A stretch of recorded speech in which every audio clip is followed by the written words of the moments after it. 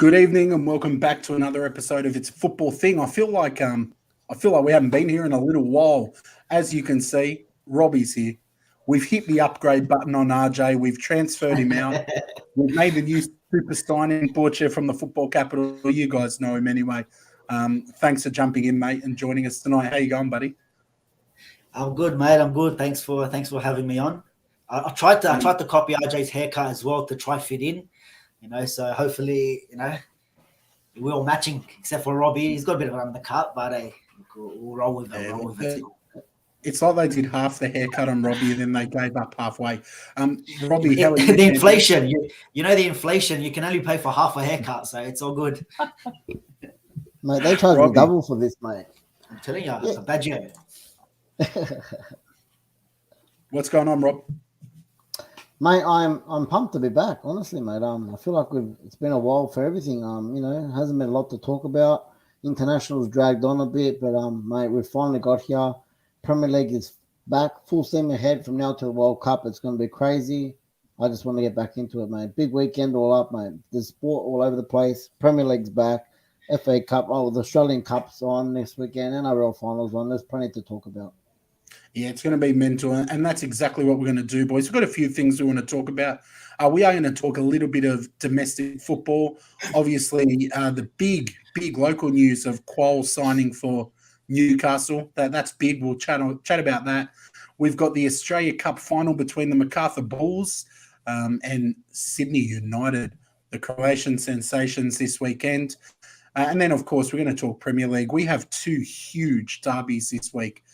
Football's really spoilt us this weekend. We've got the Manchester Derby and we've got the North London Derby, which two huge matches in the context of the season as well. So we'll get through all of those. And of course, we'll do some quick fires towards the end. But let's start with that local news, boys. Quoll signing for Newcastle. This is a big signing for Australian football. I think that he's going to do a really good job over there. I don't expect to see him in the first team anytime soon. There's obviously work permit things that they'll need to iron out through a loan, but he's still a very raw talent. But I'd rather him kind of be in that environment or in a European club environment learning and then showcasing on the national stage what he can do. Borce, what did you think of this move, man? Were you shocked? I wouldn't say shocked. It's actually a good news to see some of the Australian boys going over there. And I think, all right, besides Matty Ryan and maybe Moy the last couple of seasons where they're the only Aussies in the Premier League, it's good to start seeing, maybe if we can get a few more players over there, like we have back in the day with the Duca, Harry Kuehl, we had Lucas Neal. There was a lot of players that were playing at the highest level. Schwarzer as well, you could throw him in there. And a lot of players from the Socceroos were in the Premier League. Obviously, they were still playing in the Bundesliga and the Italian league as well. But it's just that the lack of Australian players in the Premier League in the past, 10 years, you would say maybe. Besides Ryan and Moy, Rogic has gone to, I think, QPR. So maybe it's a stepping stone into the Premier League. Was it West Brom? Okay, West Brom. So that could be a stepping stone maybe into the Premier League. But it's good to see the Aussies in the Prem showing what they can do. And especially they didn't score the goal against New Zealand in the first game in the international. Great finish as well. So, good on him. Good on him. I think he came off the bench as well and turned that second game around. Like, he looked really electric. Like, I'm just happy to see some young Aussie players mixing it up, getting out signed by these teams, catching the eye. Because you think back, you named some really good names. Emad's chucked a few names in the chat. There's also guys like Vincenzo Grella, Bresciano. There were so many good players playing across Europe's top league. So I don't think, mate, so many. I don't think we'll see him playing for Newcastle anytime soon. But he's got a long way ahead of him. Robbie, you have any thoughts on that signing, mate? No, look, again, it's massive for him. Again, I do think that he'll go straight out on loan. But look, he's still owned by Newcastle, and it's similar to how with Aaron Moy, he got bought, from Melbourne City, he got bought from Manchester City, and then he went to Brighton in the end. And then look from there, he went to Huddersfield, then he went to Brighton. So that was a big stepping stone for him, and he was kind of a bit of an older, kind of bloomed a little bit later. So this guy is like 18 years old, so he's got a ceiling. And I watched him, and when he came off the bench for Australia, and just a big spark. I'd love to see him on the plane to Australia. He's kind of giving me that how we all felt about Azani 4 years ago. This guy could be that spark off the bench if he gets on the plane. So look, good luck to him, mate. It's a massive signing to have a club like Newcastle United in for an Aussie, mate, because we normally get snubbed from the Euro boys. And you know what? You're giving me the perfect segue by mentioning Mr. Daniel Arzani, because obviously RJ and I have aligned ourselves. We're MacArthur Bulls fans. Excited for this big final on Saturday. It's going to be an absolutely cracking match. I was down at the MacArthur team store today. They did like a mini launch for the new kits. Dwight York was down there. Devere was down there. Lockie Rose. So it's good to see them. Good hype around the club too. They're obviously still building, trying to crack that fan base, but there was a really good vibe. You could just see everyone was excited to see the people there, have the players in. Kits are quite nice as well. Got to give them a bit of love. But this match is going to be huge because you know that the Croatian fans are going to rock up. You know they've sold their ticket allocation. They're traveling from all over. And we know that these guys put on a hell of a show in the stands. Like, it's going to be intense. The MacArthur players can't take this lightly. We'll be at the game, Robbie. Borce, I know you're going down. I'm not too sure yet, man. I'm not too sure. At the moment, I'm not. I know the North London Derby is kind of a little bit clashes with the time. But, yeah, at the moment, I'm not. But definitely be watching it even if I don't go. Yeah, and what are you thinking ahead of it? Do you think it's going to be – I've heard a lot of people saying walk in the park, but, man, the atmosphere is going to make it tough for these MacArthur players. Yeah. Yeah, look, absolutely. And I think the Croatian tournament, the Croatia Cup or whatever it's called, it's in Sydney this year. So you got all the supporters from Brisbane, Melbourne, I think, are all in Sydney. So therefore, like you said, that allocation is all sold out. So it's going to be interesting to see if they can push the team over the line. A lot of their players have played in the A-League before, played at top level before, represented the country as well. So it's not like they're going to be going into this game. Of course, they might have butterflies and all that. If you don't have butterflies going into a final, you shouldn't be playing. Yeah, exactly. But I think a walk in a park, you know what? It could be in a sense. It could be. Look, MacArthur, they've strengthened well. They've got some new players in. And it'll be, look, the last game they played against was at Oakley, and everyone thought, oh, here we go. It could be, two NPL clubs in the final, and they walked them over. But you never know. At the end of the day, football is football. The ball's round, as they say, and it'll be good. I hope it's a close game. I hope it's neck and neck. We'll see goals from both sides. It's not just if MacArthur do win, it's not like a 3-0 whitewash and see you later kind of thing. Yeah, you want to see both fans going up for it, even the players as well. Look, I'd be happy with a whitewash, to be completely honest. But I don't think it's going to happen, man. Even though I think MacArthur have some really skilled players, guys like, Arzani, Devere. There's so much talent in there. Like, Arzani was spoken about so highly. If they can click, I think MacArthur will have enough to do it. But you never know. Robbie, any thoughts on that before we move on to some Premier League action?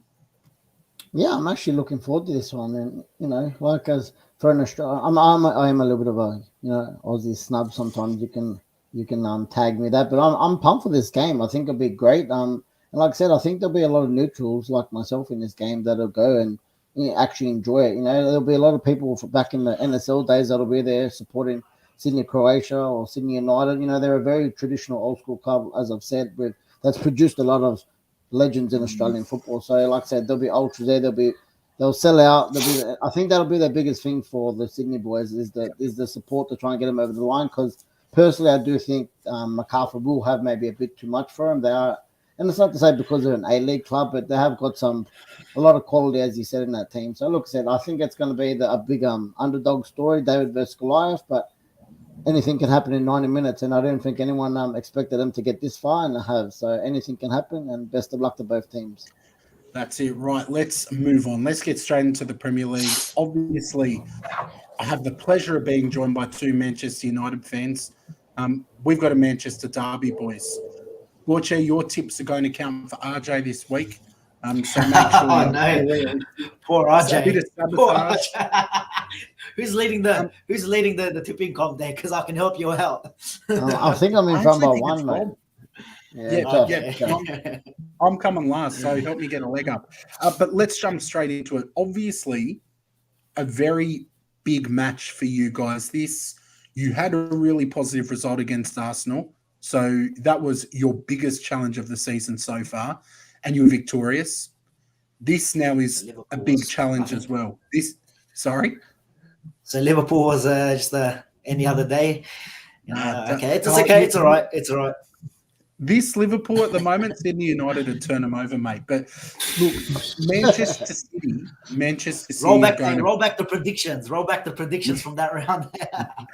After 4, they're going to give you boys a big challenge. Haaland is unplayable at the moment, and I'm curious to see how you boys are feeling ahead of this one. Robbie, I'm going to start with you, mate.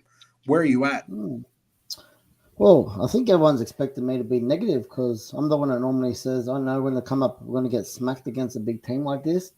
I'm quietly confident it's very rare for me to say that, but I'm quietly confident, especially at the Etihad. We've actually got a really good record there in the past couple of seasons. I think we've got better results there than at home. Even back in the holidays, a couple of times he done home and away against City. I don't know. A lot of our players during international break had a lot of positive games. They were flying high. They're in a bit of form.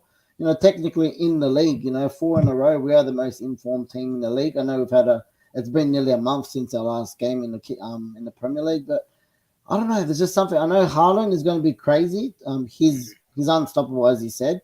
But I just think if we can do a job on him and Kevin De Bruyne, I know there's plenty of quality in that team, Cancelo, the rest. But I don't know. I've just got a funny feeling. I'm more confident about playing this game than if we were playing Crystal Palace, if I'm going to be honest. So I'm going to go for a 2-1 win to United. And, I'm not taking the piss. No, mate. Look, you got to make your call. Borce, I know you're usually quite pessimistic. Look, to be honest, I'm not really worried about going into this game, like last season. But it's at the same time still not convinced that maybe we can get over the line. You're saying Arsenal was the big challenge. Watch, I don't think we'll go head to head with them. I think we'll sit back and hit them on the break. Do what you did against us.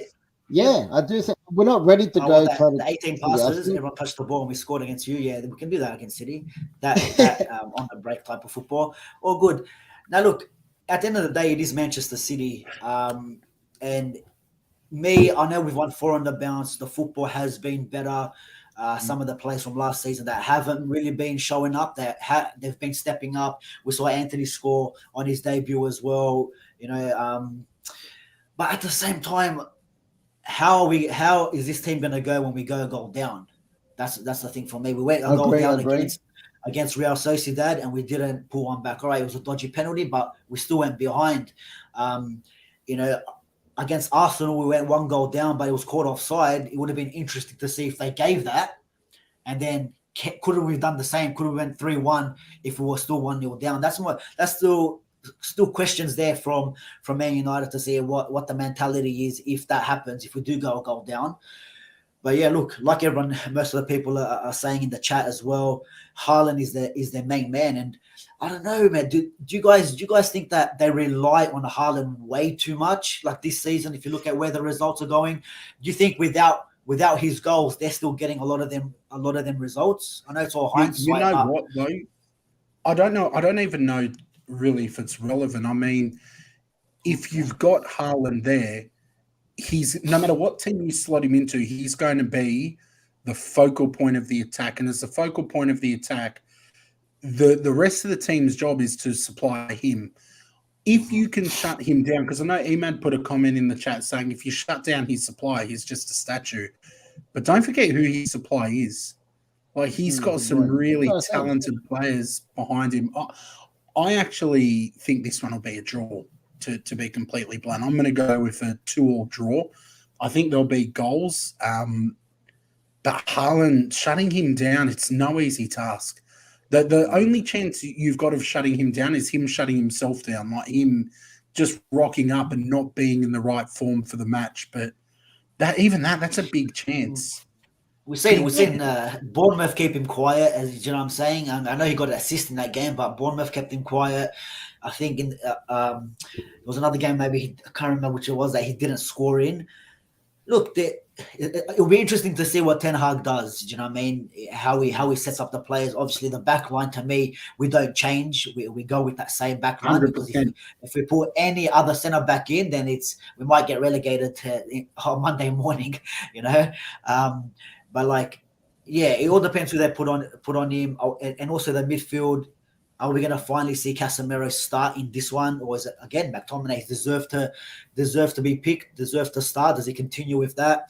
Rashford and what was the comment there from Tom? I think Rashford. That's the only thing I'm worried about. Martial, I think, is a definite no. If Rashford plays, that's where I'm predicting my scoreline from that. If Rashford doesn't play, you do have Sancho and Anthony.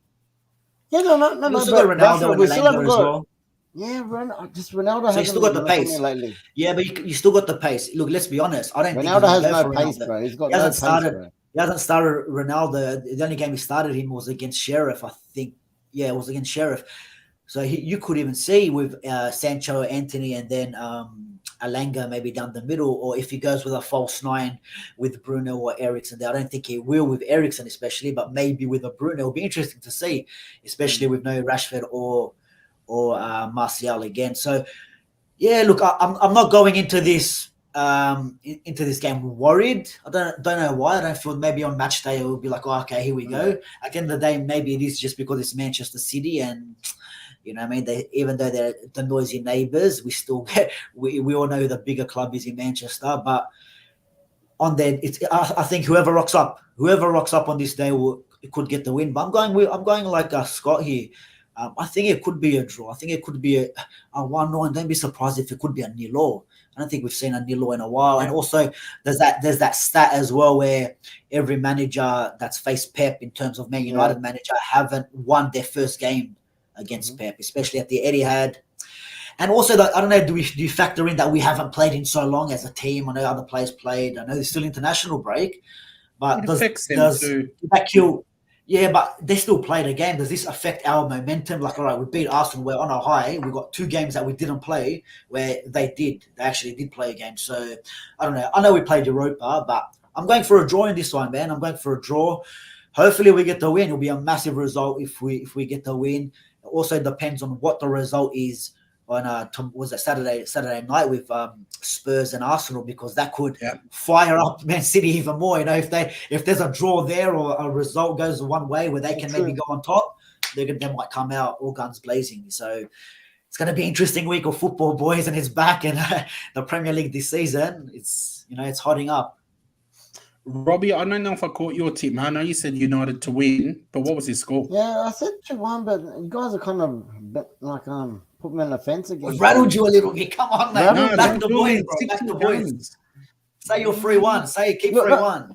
I didn't say 3-1. No, look, I said if I knew Rashford was playing right now, I really think we're going to win. If he's out, then I actually think City will win. That's how much I think Rashford's going to be important to this game. So, look, I'll just for tips, I'll stay on the fence. I'll go for a 1-1 draw to stay on the fence. If Rashford plays, we'll win for me. We rattled you. You rattled me. Rattled. You rattled me. Okay, all right. Let's jump over then to, and I'm saying this with respect, the bigger derby this weekend. And not because you guys aren't a big club, it's because City don't have all that many fans, yeah? So I agree with this. This derby, the North London derby, you can feel the hate. And that's what I think's missing from that Manchester derby a little bit these days. There's hate. There's hate in this. Both teams, whoever wins this, top of the ladder. Spurs would love the opportunity to take top of the ladder by beating us at our home ground. And I'm nervous. I haven't been confident against Spurs for years. And that really makes me feel sick. They love to play against us these days. Harry Kane, you can lock him down for a penalty goal. Clip it. Borce, I know you're the clip king. He always ends up scoring a penalty against us. So I think we're in for an exciting game, though. This is an exciting game. 2 really good teams. World-class manager on their side, up-and-coming manager on ours. but it's going to come down to the midfield. Thomas Partey, for me, if he plays, we're a hell of a lot stronger. Left back, he's got a choice to make between Zinchenko and Tierney. Tierney could be carrying a knock, but I'm happy with either of those guys. I think we can beat them, but I don't like playing against Conte. I'm going to go for draw in this one as well. But I'm going 3-3. I think we're going to see goals in this. I really think both teams are going to let them. If we score first, it'll open up and be high scoring. If they score first, I can see them just shutting up shop. But I think we'll score first at home, and then they'll actually have to play some football, not just sit back and defend and play Conte ball. So we'll see, boys. We'll see. It's going to be big. I'm really curious to hear what you guys think, though, because Conte, Arteta, Harry Kane, Gabriel Jesus, there's some big matchups here. Borce, you go Conte, first. I don't know, man. I don't know why I got a feeling that Conte is going to suck the life out of this game, and it's going to be one of them games, like you said, exciting. But I think he sucks the whole excitement out of this. Maybe does a Jose Mourinho style thing and we know the football that he likes to play. Do you know what I mean? So I don't know. I hope it's an exciting one. Like a draw would be good. A draw would be good. A win for Spurs probably even better. Because it'll be interesting to see what some of the Arsenal fans are going to have their reaction after that. But I will go for a draw as well. I will go for a draw. It's surprising you say 3-3 since you guys got the best centre-back in the world. But then your star boy up front, England's number one player, best player there, Saka, might get all three. You never know. Saka, star boy for England, gets 3 goals. Also got relegated as well. Not like Sancho, doesn't get relegated for international. But your boy Saka. Look, I think we can all agree. Poor Saka having to share the pitch with Maguire, and some other characters on that team. But Luke Shaw's got more goals than him. Luke Shaw's got more goals than Saka for the England team. We should be in the running for this award. But anyways, he should, man. He should. But we'll have to wait and see. Let's not divert. We'll talk about England a little bit later at the end of the show. Okay, Robbie, where are you at for this, champion? Again, really excited about this game. I've been thinking about it all day, and I've changed my mind about 50 times who I think is going to win. I really think this is going to be a belter of a game. I hope it lives up to it because this is probably the most informed both North London teams have been in a while coming into a derby. Yeah, you can feel I don't know. I just hope that the international break hasn't kind of killed the fluidity of both teams. It's hard to say who's coming into form because it's nearly 3 weeks is a massive time. Players have travelled all over the place. Can we work it off what happened at, the last game before we broke off? I don't know. But I really do hope it's going to be full guns blazing from both teams. It's very hard. Conte is the one that's kind of just making the block at the moment because Arsenal at home, I think they're the one that really need to prove the point and get a win over one of the big boys now. You had your little hiccup against us.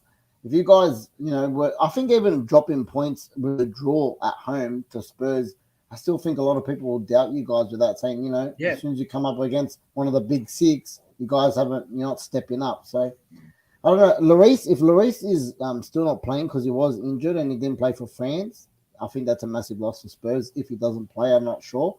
But again, I don't know why Richarlison, man, I just have a feeling he could do some damage. He's really hot for Brazil. He has. He's been in good form. I agree. At the back end, for Spurs, he scored a couple goals in the Champions League before they broke off. He scored a couple goals in the Premier League. He's, scored a couple times. You can just see some shithousery from him. Yeah, I don't know. Guaranteed to stir the crowd up. I don't know if it's going to be a draw. Shoulder juggles, all this. Yeah, I don't know. Look, Xhaka coming straight through, red card.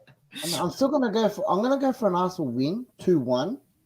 I do think there could be fireworks in this game, but 2-1.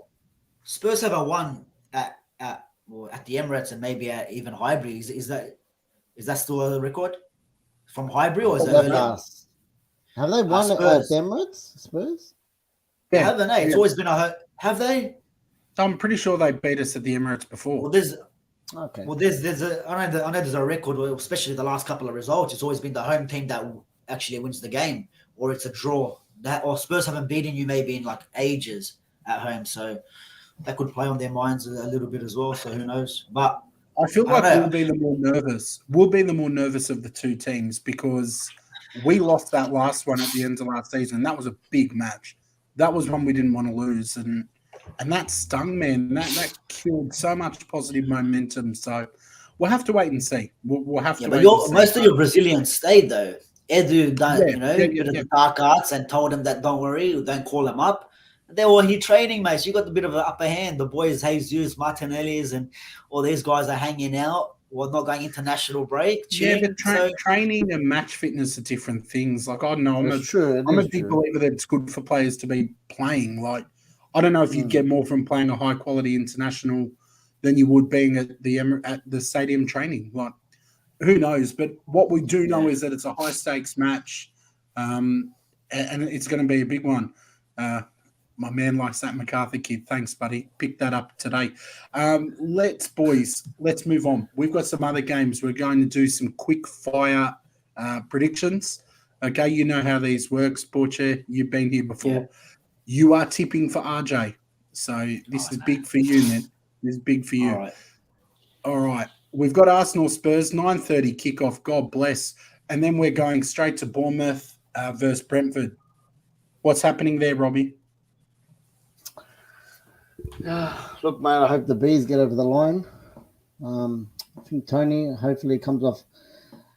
He didn't get to play for England, so I'm pretty sure he's going to be keen to score some goals.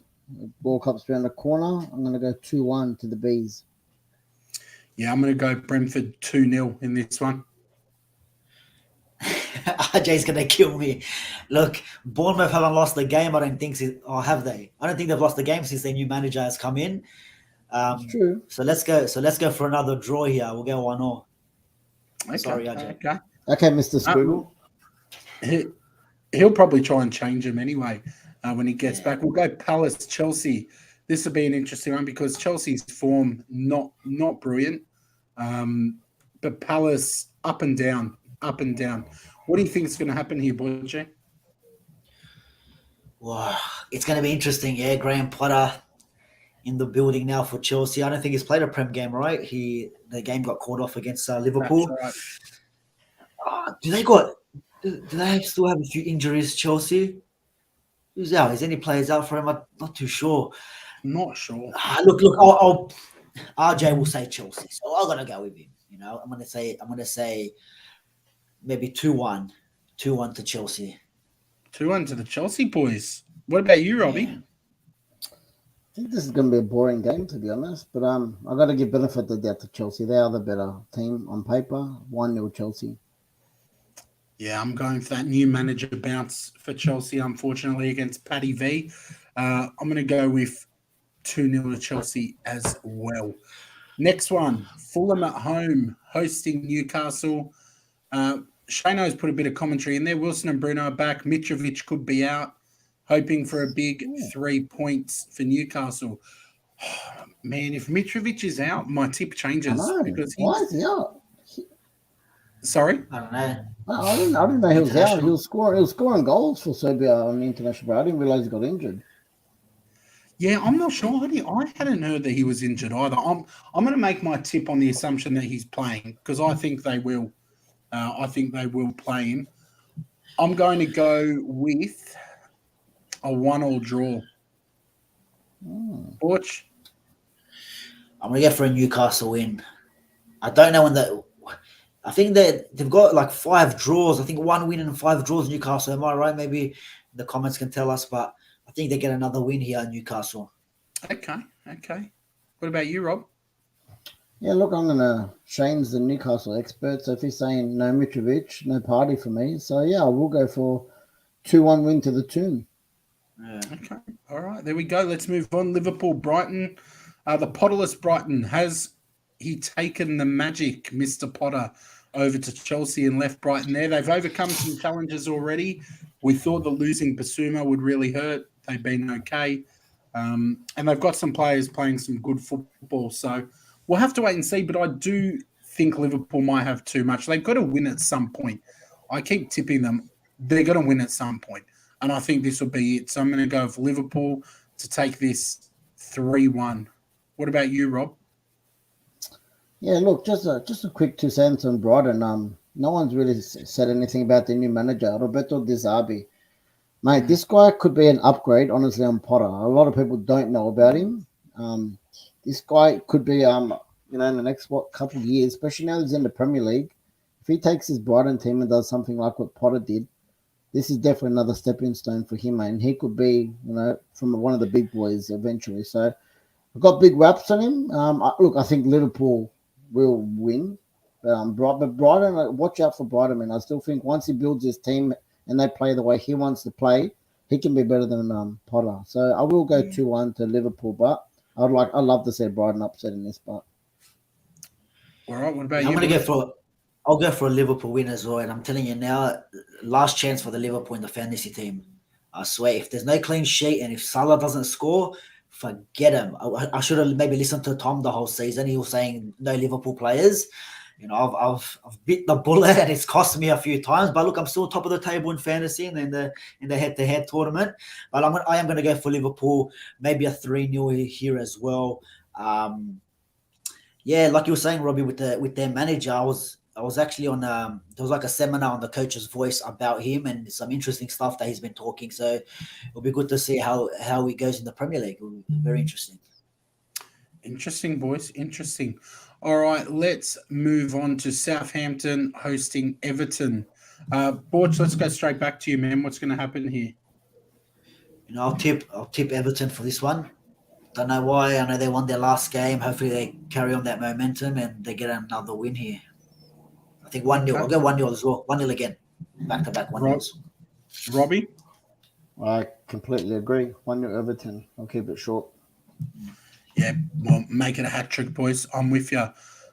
West Ham hosting Wolves. What's happening here, Rob? West Ham need a win. I think they're still in the relegation zone. They've bought well. They've got a good team, mate. David Moyes needs to start getting results, especially at home. They haven't had a great record this season either. So I'm gonna go for them to. They need a win in this to get out. I'll go 2-1 to West Ham. Watch. Yeah, the Wolves are down there as well, man. The Wolves are there as well. I can't stand Wolves. I'd love 2 them points to go above. down. 2 points above. It's going to be interesting to see. I don't know, man. That is a tricky one. I'll go or can you go for the draw? Look, West Ham have to win. I'll give West Ham the win here. Maybe a Skamaka gets a goal in the Premier League. If he plays. If he plays, he only plays Europa Leagues or whatever. Well, that's what I mean, man. He doesn't play. Really good. He scores every time he plays in Europe, but then he doesn't play for the Premier League. It makes no sense. I don't understand. Yeah. You'd think you'd say, okay, you scored, I'll put you in the team to have a crack. I don't understand. Yeah, especially Antonio hasn't really been firing this season, so it'll be interesting to see that. I'll go 2-0 West Ham 2-0 in this one. Yeah, okay. Look, I'm going to go for 1-1 draw in this. I've not been impressed with West Ham. I think they've got the players to be doing better than they currently are. So we'll have to wait and see. We've already, of course, if you've just jumped in, make sure you smash that like button. But you'll have to watch back if you want to hear the North London Derby and Manchester Derby chat, because we've already covered that, lads. But Leeds and Aston Villa, I think this could be a really interesting match. Two teams that have the potential to mix it up, score some goals, play some good football. I really think that home crowd advantage might put Leeds over the line. I'm going to stick my neck out and go 2-1 to Leeds. What about you, Rob? Borge, you go next. Buy me some time on this one. I'm still tossing up. Yeah, it is a tricky one. I'm going to go Villa, man. I think Villa, Coutinho, I think Leon Bailey's coming into a little bit of form. He's been getting some starts now, so... But then again, Leeds, they've been all right. I'll go Villa. I gave Gerrard the win. I gave Lampard the win. I'll give Gerrard the win this week as well. Wow, there you go. Liverpool. I'll go 2-0. I'll go 2-0 for Villa. All right, and the last one for the round. Wait, I gotta do my tip, bro. Relax. Oh, sorry, mate. Sorry, champion. Go. I'll go 1-1 draw. I'll call it down the middle. There you go. All right, there you go. That was easy. So we've gone 3 different ways, and that one of us is going to be right. But the final match, one that I'm not going to be getting out of bed early for, Leicester, Forest. Can't say I'm excited for this, boys. Both teams have not inspired me all that much. Forest, it's no surprise because the chemistry can't be there when you've signed 21 players or whatever it is. And Leicester, I think they're just a bit stale. But I do think that Forest might have a bit much for him in this. I'm really nervous for Leicester. I'm going to go Forest 2-1. Oh. Robbie? Yeah, Big goals, mate. Yeah, Sakiko this one, I think. You reckon? Yeah. Mate, if they haven't got rid of Rodgers now, mate, he's staying. He's staying to the end of his contract, not to the season, to the end of his contract. If they haven't got rid of him yet, I'm telling you, They just don't want to pay him out. They don't want to pay exactly. They don't want to pay him out. Leicester getting their first win of the season, 1-0. All right, Butch. Oh, yeah. I'm gonna go Leicester, man. I think Leicester get their first win of the season, and it could be a high scoring. It could be a high scoring one. It could be like maybe a 4-2, 4-3, a big score line there. You know, these two teams linking goals. They can score a few of them themselves, and I'll go 4-2. 4-2. All right, not a bad shout. Not a bad shout. Very quickly, boys, because we did have international football. Not going to go too deep into any of the results, but I want to talk about England. Obviously, we predominantly talk the English Premier League on here, so we have a vested interest. Some of us for banter, some of us because our club players are in there. But England are a worry, and there's been so much debate about Gareth Southgate. I want to start with a couple of questions. Do any of you boys think that a Premier League team would take Gareth Southgate right now? No. Leicester, I don't know. No, honestly, who probably would? not. Yeah, probably not. No, why would you? No way. Why then is this guy in this job? If you're not good enough to manage anyone, if no one in the Premier League would take you, why is he in that job? Because quite frankly, from him, I mean, he played Saka, I think, a right back the other day. Now, left wing back or something, yeah. Say what you want to say about Saka. I know we have plenty of banter and we've got the whole Sancho Saka thing, but you don't play him. You don't play him left wing back. Like even some of the players he caught up, he didn't even give Ivan Toney a run. Why call him up? Because you know what? If you don't give anyone a run and you're just going to continue to play Harry Kane, same position, every match, start to finish, what happens if Harry Kane's injured before the World Cup? You've not given anyone else an opportunity to gel with these players. If I was an English fan, I would be livid that he's still in the job. I think they could do significantly better. I think he should be sacked, quite simply. I don't think it's too late to sack him. For me, he should go. He should go right away. But what do you think about the England national team? You say about Ivan Toney, I think that's the least of their problems. I think why the hell is Maguire and Luke Shaw in the team to begin with? You're saying he picks players on merit. Well, how are these two players in your squad? You're picking players to play for England on merit, and Luke Shaw, who's played maybe a half of football for United in the Premier League, and Maguire, who's been a bench warmer and only comes on against 2 minutes against Sheriff. It doesn't make no sense. Your midfield very lackluster. Why isn't someone like Jude Bellingham starting majority of these games anyways? If you look at how he's been going in Germany, and I don't know, man. Like, I reckon, to be honest, I think Sancho should have been picked because he has been in decent form. But happy that he didn't. To be honest, I'm someone that's club over country. So if he doesn't get a run for England, it doesn't bother me. But if you're going by what he says, they should be playing. These players should be playing. The England have got some of the best players, right?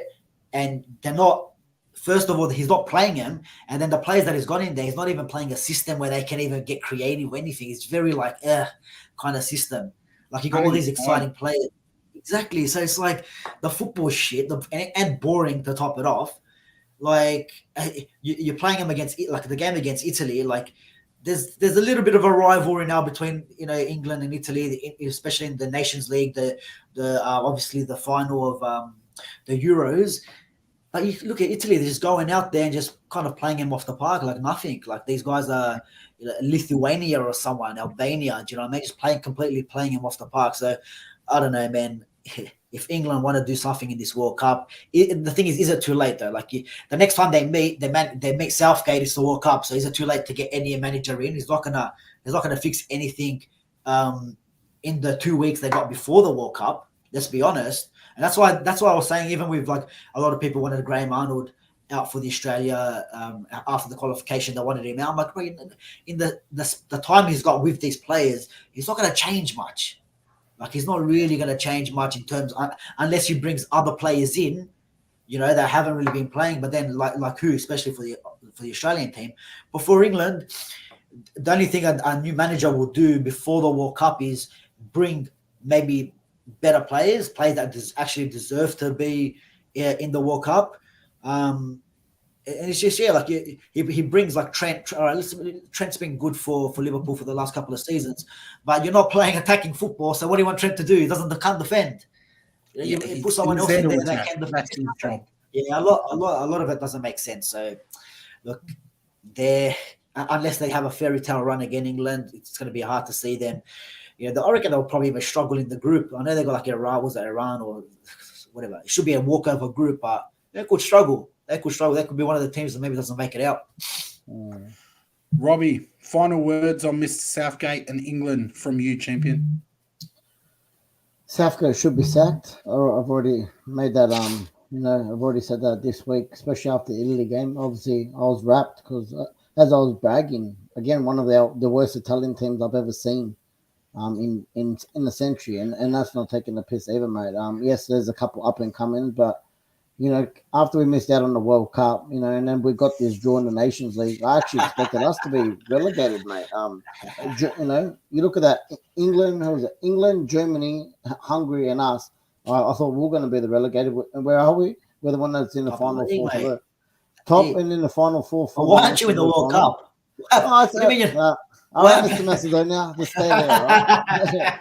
No, look, I think England has so much quality in that team, and we talk about these players week in, week out, every week, saying they're world class.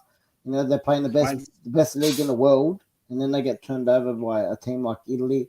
Like, they got turned over 4-1 by Hungary. Before this last one. So for me, I don't think it's too late. Even if it's 2 weeks, honestly, I think Australia actually done in the last World Cup.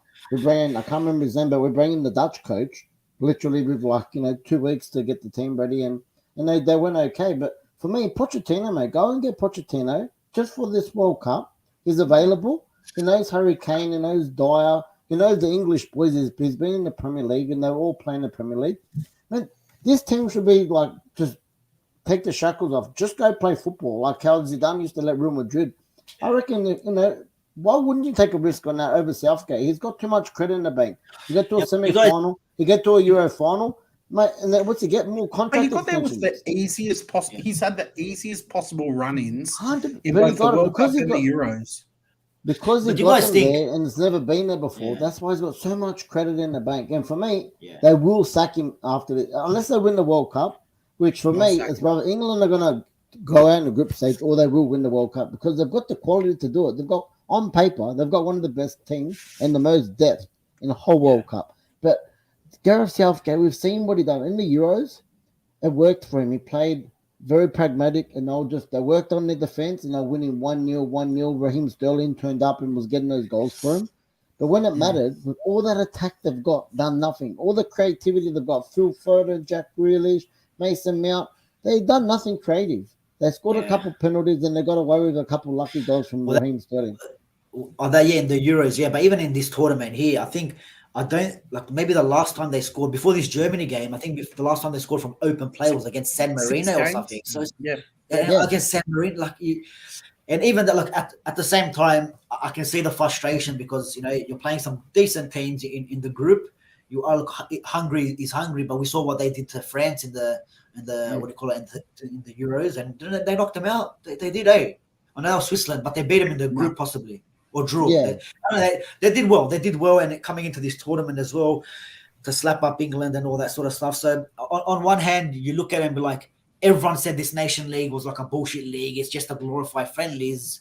So are we really making a big deal out of it now, or is it an actual tournament that we really have to look at going into the World Cup? So look, I think there was rumors that he might be stepping down, or they might get rid of him after the World Cup. So I don't think he'll continue, but. Yeah.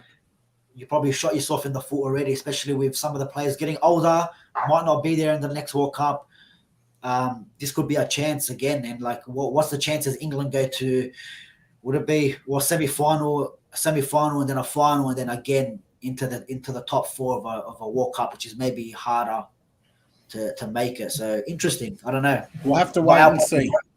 But our problem. We'll have to wait and see. But on that note, before, I don't know if you've got any quick fires, Robbie, but before we get to any of those, if there are some, make sure you check out Borce's channel. The link's in the description. The Football Capital, always putting out some banging content there. FPL, transfers, kits, you name it. There's always stuff on there. Yeah, the FPL video, just a quick plug, the FPL video. Go. Yeah, guys, check it out. You know, it will set you up for the next 5 weeks, especially Arsenal and City games not going ahead game week 12, and you might need to start making some changes. Yeah, so it's the fixture watch. So, hey, Leicester's got the best fixtures in the next 5. So you never know. This is a time where they could get best their wins. Fixtures, worst form. Robbie, you got a quick fire champion? I've got nothing tonight. Just got one quick one. Have you ever had to cheer against one of your idols in football? So if you've got one of your favorite players ever, have you ever had to cheer against him? I'll go quickly for me. One of my favorite players ever is Del Piero, and obviously when he came to play for Sydney FC, I was there at many of the Derbies, Wanderers fan. It felt so weird not going for him or watching him score against us or something. So that was the only time it's massively happened to me. Oh, no, I don't. Interesting one. I don't know. I've got nothing coming to mind, to be honest. Probably here and there with the odd bet or because I'll follow the French team as well. So I've not really ever had to cheer against him. Maybe go on. It's good. Fabregas when he played for Chelsea. Because I never want to see Chelsea do well, and when they had Fabregas, that broke me, man. That hurt, that transfer. Yeah. So every time maybe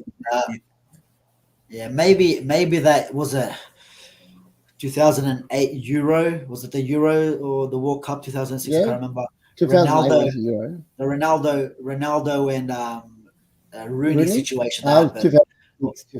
2006. Yeah. That because. My favorite, even at United, it was always Rooney. Rooney was always my favorite player, but also wanted Ronaldo to do well. And then when that happened, I was fuming with Ronaldo. Do you know what I mean? Like you got him, you made sure Rooney got sent off. I was fuming, you know. But maybe that I don't know. I don't really. Yeah, I don't know. It's a tricky one. I know some in the comments about some players returning like Beckham and all that sort of stuff. Even Ronaldo came to Old Trafford, scored a goal. But nah, not really, bro. Not really. I don't really have plays like that. Gentlemen, on that note, it's been a pleasure. We'll be back on Tuesday, obviously looking at the aftermath of those big derbies. Could be all joy, all tears, a little bit of joy, a little bit of tears. We'll have to wait. Might have to delete both channels, mate. Depending the outcome. Yeah. I'm hoping to see Borce at 3:00 in the morning with his cigar out or something. Boy, we might be smoking that Pep Guardiola cigar, mate. All right, because it's coming out. If we get the result, it's gonna come out. We're lining it up again, mate. The old Cuban. Get it out. And on that note, the gentlemen are saying good evening. Thanks for jumping in. Make sure you like, subscribe, share the channel. Take care.